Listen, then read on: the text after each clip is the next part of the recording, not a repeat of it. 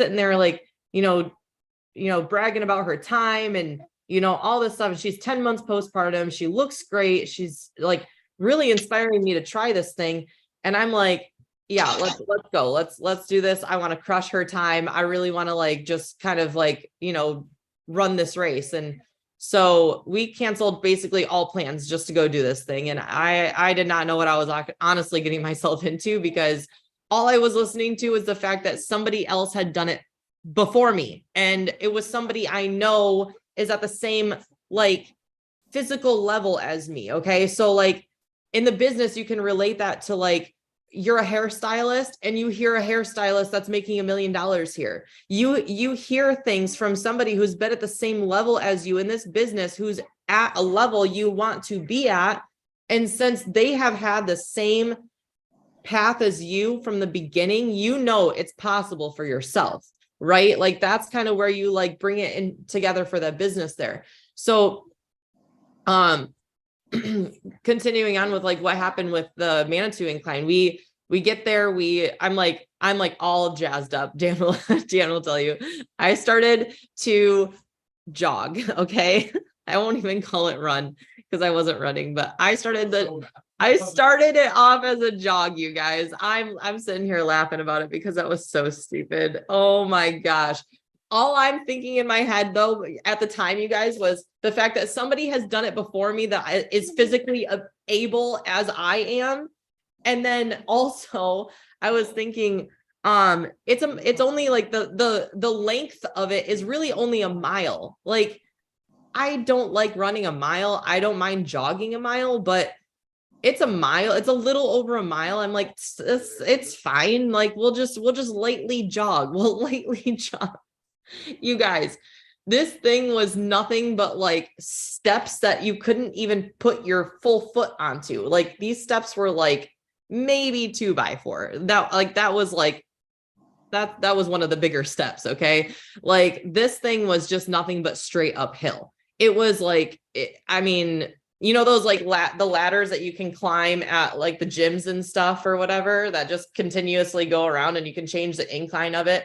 Like that's basically what it was. It was just climbing a ladder. It's just, there was no handles to grab onto. So it wasn't a ladder. It was just all your legs and it was awful. Yeah. I was on all fours at one point, like just literally like crawling my way up. And as I'm climbing though, mind you, Dan gets in front of me and he's like, he'll like be 20 steps ahead and he stops and he turns around to look at the view. And he's like, Tay, you got to take a look. You got to look. It's awesome. And I'm just like, and he's also out of breath though, too. But I'm sitting there dying. I'm like, nope, I'm not stopping. There's another step right in front of me. I see it. It's right there. Like, I'm not stopping. No, you can't make me.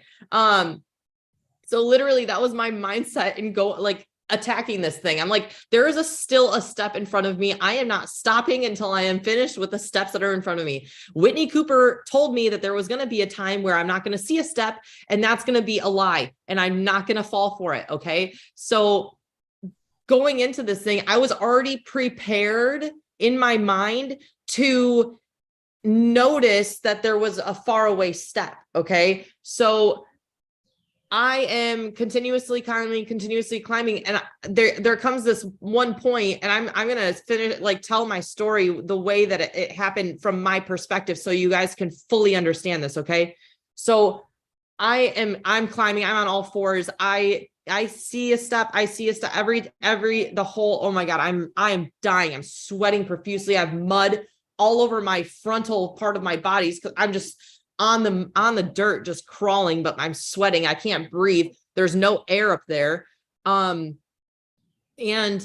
I got to that point where I couldn't see a step in front of me and my eyes got big. My heart started racing a little bit more and my adrenaline's kind of through the roof.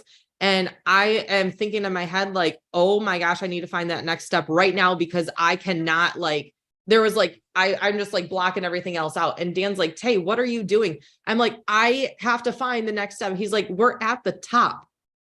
And I'm like, you don't lie to me right now because I am 2 seconds away from like being at this like adrenaline high, like come down. Okay. Cause I can't let this come down and have to still work.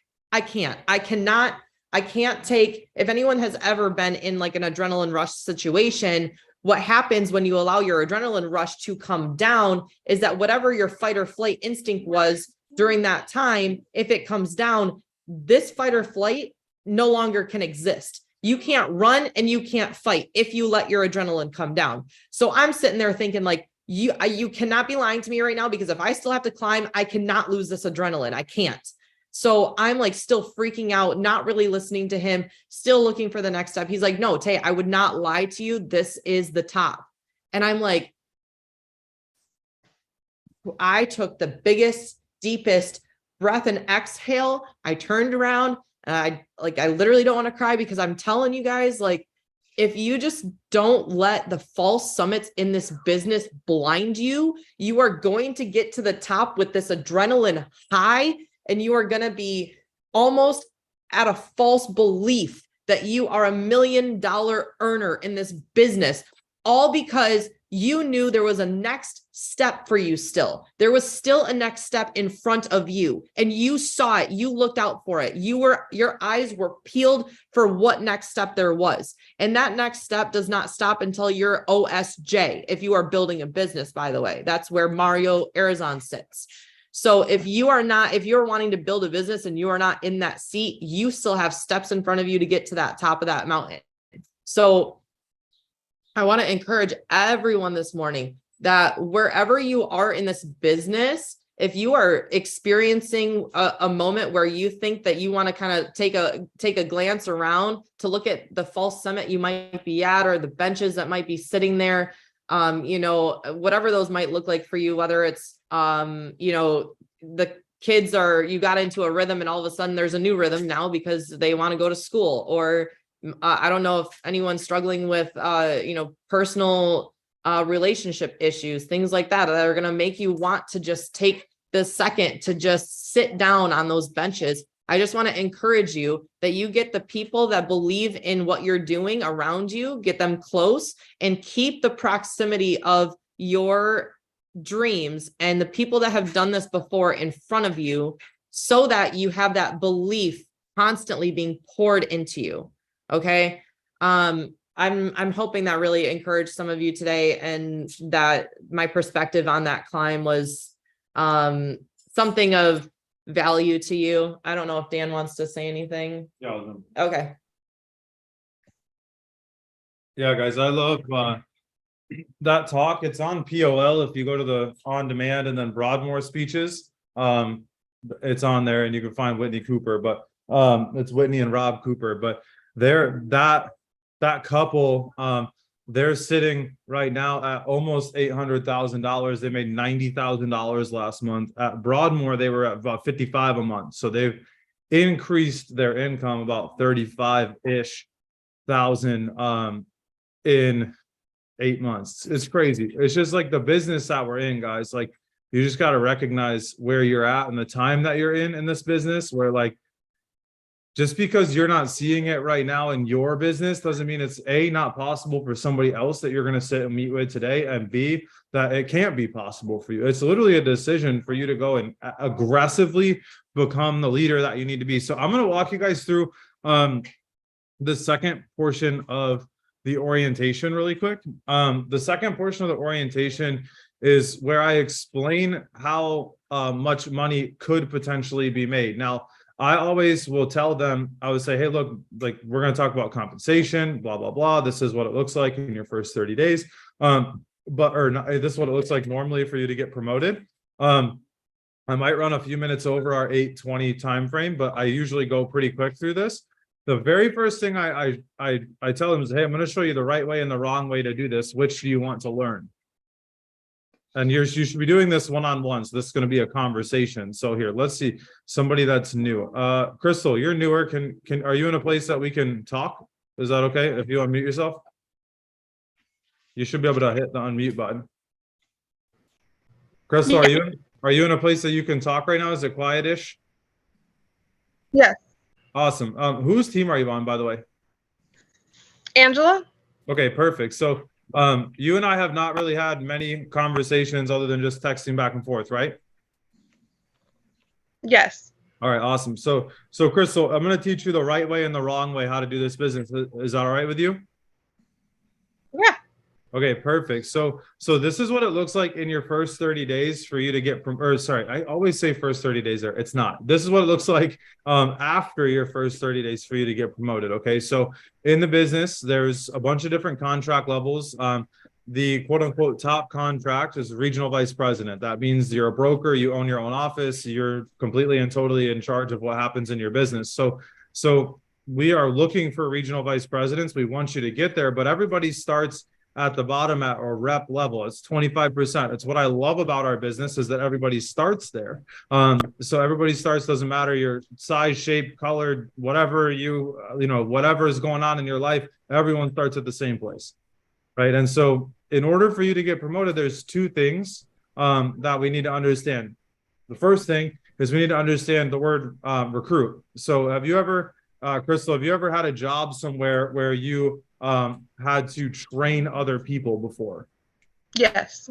Okay. And have you ever referred people to a job before? So like, hey, my job's hiring, come work with me. Or, hey, I saw a hiring sign at 7-Eleven down the street. Maybe go check that out.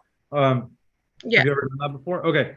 So Crystal, at the job that you trained people with before, did you get paid based on the performance of those people, or did you or did you just get paid the same, regardless of how they did after you trained them? I only got paid the same, basically. You got paid the same, right? So Crystal, if you would have got paid a little bit better, if they were a little bit better at their job, just being honest between you, me, and Jesus, would you have maybe trained them just a little bit better? Yeah. Okay, awesome. So that's the first thing, right, guys? So we got to tie them down on training people, because they're already, most of the time, they're already training new people at their job. Okay, so you got to get them to see that. The second part is premium. So we got to help people, Crystal, make sure that they understand what's going on with their insurance, investments. That's literally that's what we sell, right? The product that we sell is not recruiting. The product that we sell is financial services, insurance, investments, things like that. Okay, so you can get paid off a bunch of different things, but in the beginning, what we're going to really focus on is life insurance premium, because that's what you're going to get licensed in first. And that's where you're going to make most of your money in the beginning, especially if you're not investment licensed. You can't really do anything there yet. So there is something called an override. Are you familiar with like override or profit? Does that sound familiar to you? Does that make sense in your head? Kind of, yeah. Okay. So let me explain it in Primerica words, right? So let's say that I'm a district leader, okay? And you're a division leader and you train me, okay? So you're a division leader, you make 60% commission.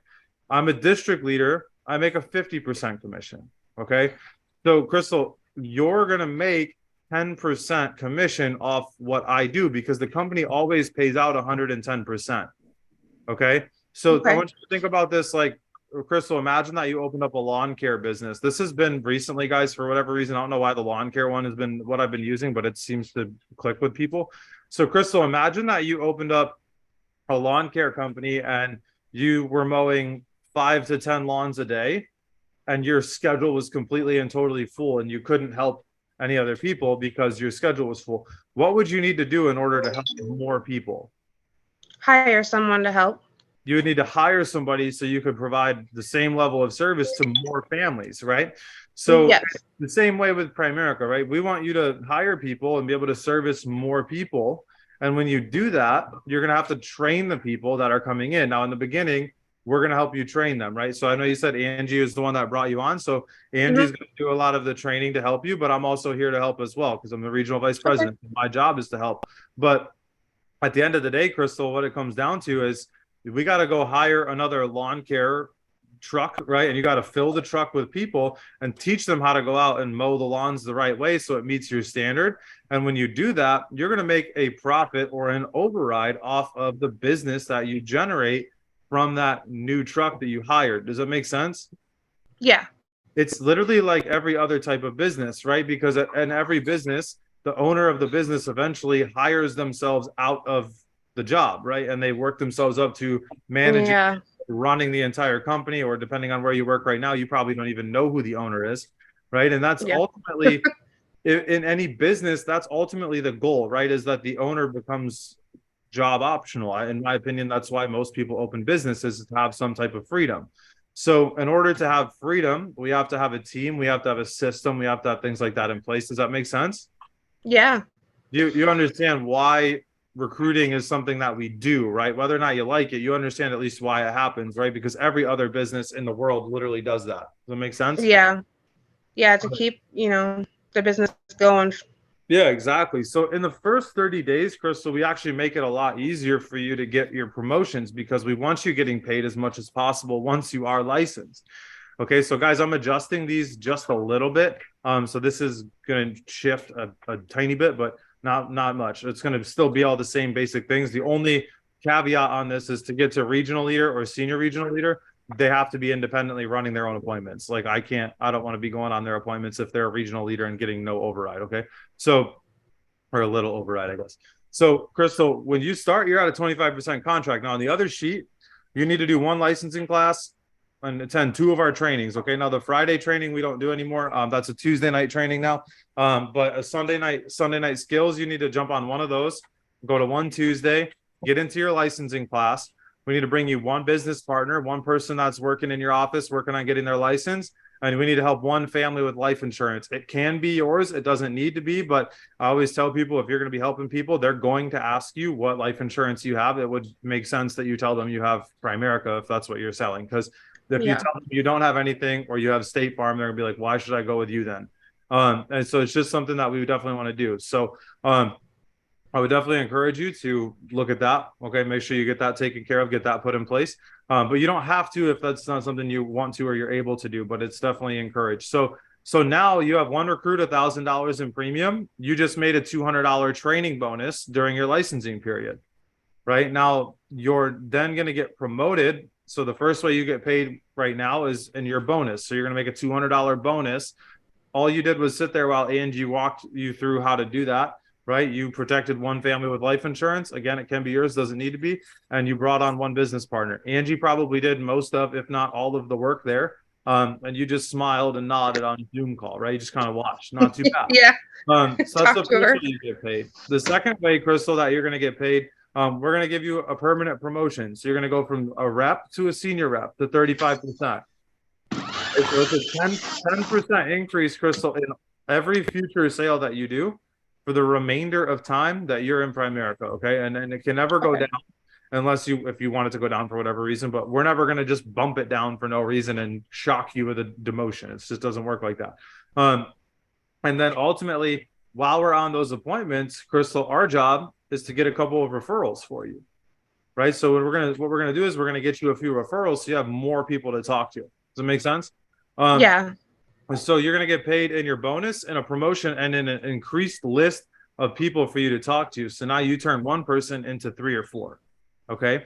So now let's say you went to division leader. Okay. So as a division leader, let me share my screen a little differently here. Can you still see my screen? Can you see the calculation in the sheet? Okay. So, let's say that you go to division leader and you get 5 recruits. Okay. Now, for whatever reason in Primerica, 60% of the people stick around, 40% quit before the orientation. Okay. So you got, that's 0.3. That's the wrong number. You have 3 people left. Okay. So you recruited 5, you got 3 left. All right. Now in your training period, if you are not licensed, but Angie is, who's going to get paid the commission on the sales during your training period? Angie. Correct. So Angie's going to get paid the commission because there's always a commission that gets paid out legally on every life insurance sale. Okay. Some companies it goes to the company, some banks it goes to the banks. For us, 110% gets paid out to the field right away. Okay. So Angie's going to get paid the commission on the sales, but you're going to get paid in that bonus. Okay. So now you're licensed and now you have 3 people to train. So now who's getting paid the commission on the sales? You, the licensed agent, or your 3 new trainees?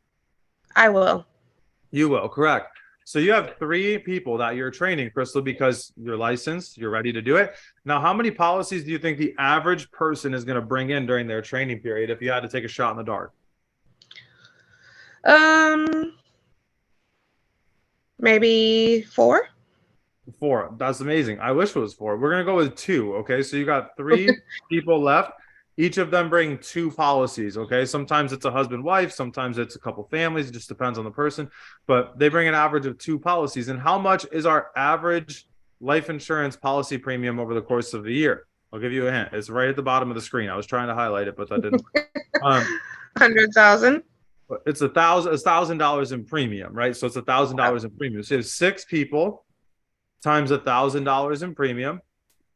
It's $6,000 in life insurance premium. Now you're going to get paid a 60% commission off of that. Okay, so times 0.6, you're going to make $3,600 off of your first month license, part-time. Not bad, right? But you're going to get 75% of this up front. So you're going to get $2,700 of that in upfront commission. On the back end, so month 10, 11, and 12, you're going to get about $300 per month that will pay out to you. Okay. The reason they do that is to protect you in the event of somebody canceling their policy or going crazy, whatever. We want to make sure that you are A, getting a little bit of residual income from the policy, and B, you're getting paid enough up front that you're able to pay bills. Okay. So you got $2,700 in upfront cash. Okay.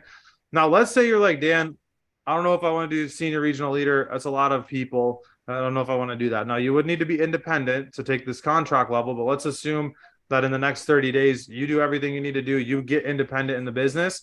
You now have 15 recruits and you are going out and you're helping people, right? And 60% of them stick around, about 40% quit. So you got 9 left, okay? Times 2 policies per person, right? Times $1,000 in premium. That's $18,000 in premium that you wrote as the licensed agent, right? So you're at an 80% contract, not a 60% contract. Crystal, a lot of people look at this chart over here and they're like, well, 50% to 60%, it's only a 10% difference. Or they'll say, well, 60 to 80, it's only a 20% difference. It's not that much. I mean, sure, it's only 20% difference. It's $200 per policy, but it's literally 3 times the people that you're going to have to be able to train, which is going to allow you to make a lot more money over the beginning of this, right? So you're at an 80% contract. That's $14,000 that you would make next month instead of $3,600. Do you see the difference? Yeah, that's a lot. Yeah, and so you're going to get 75% up front. So you're going to make about $10,800, give or take, if policy fees or whatever comes out, or if you have a super short term in there, it might be a little bit different. But generally, $10,800. And then you've built up a business will pay you $900 in month 10, 11, and 12 in residual income that you forgot about probably because it's just going to a $900 check's just going to appear in your direct deposit. So, Crystal, do you see the importance of going big in your first 30 days? Yeah. Awesome. It's really, Go ahead. I was gonna say it's really seems important to get to that point. Yeah. Now let's be honest. If you just shot for a division leader and you missed with district and you did 3x3, you're at a 50% contract. That's better than being at 25, right? Yeah. But if we shot for senior regional leader, if we shoot for going 15 by 15, building a big business, going fast, setting the, like, not the record necessarily, but really setting the standard and being somebody in our office that people want to chase after because you're doing the right things and you're being coachable and you're making 10 grand potentially next month. Even if you shot for a senior regional leader and you missed with division or regional leader at a 60 or a 70% contract, would it be worth your time in the beginning, getting on more appointments, making more money, having more understanding of what to do and making a higher bonus? Yeah, it would definitely be worth it.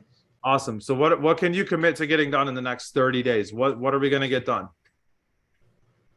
I'm thinking, well, I still have a lot of testing to do, but more calls and more people and yeah, which one of these, which level are we getting to here? Which contract level are we going to commit to get to?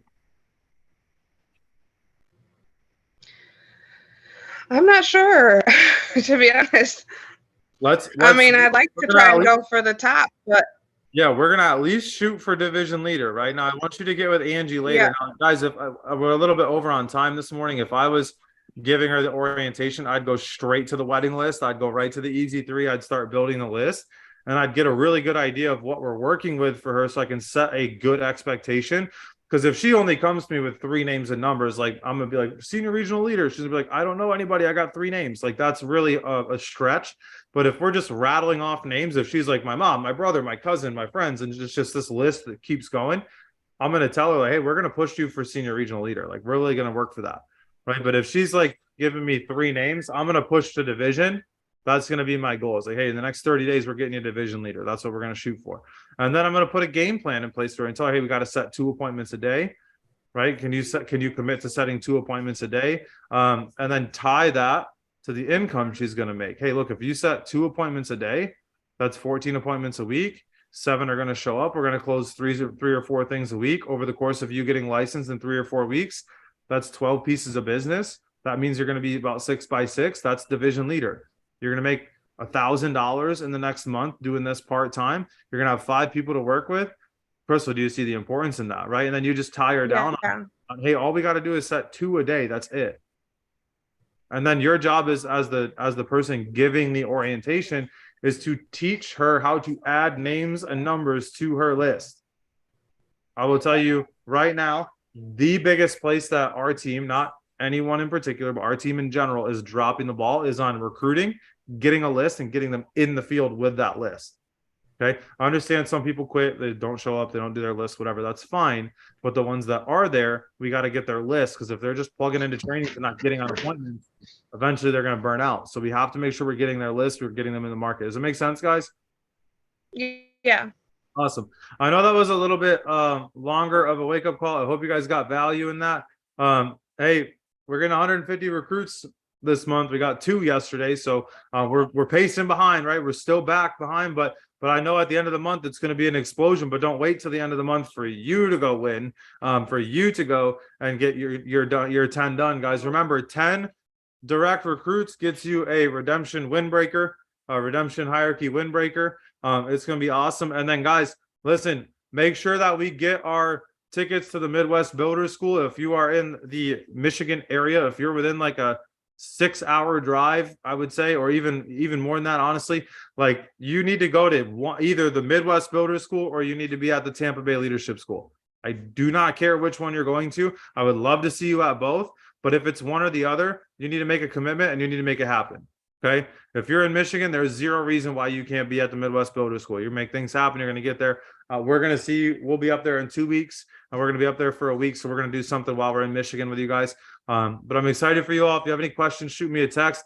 Go put in the redemption, the Telegram, the hierarchy Telegram, how many direct recruits you're going to be responsible for this month. It is the 7th. So you got about 3.5 weeks left. But it's the 7th, or yeah, about 3.5 weeks left.